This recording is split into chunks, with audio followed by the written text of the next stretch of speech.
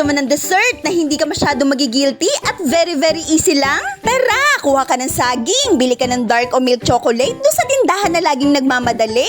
Yung natira mong peanut butter, sama mo na rin. Hiwain mo yung saging, lagay mo sa lalagyan na may parchment paper, tapos hilera mo ng ganito. Lagyan mo ng peanut butter, tapos ikalat mo. Handa mo yung chocolate, kuha ka isang bar, steam mo hanggang sa malusaw, tapos lagay mo sa ibabaw. Gusto ng bunso, milk chocolate, gusto ng panganay, yung dark, para walang away, hatiin mo na lang. Ayan, pantay na.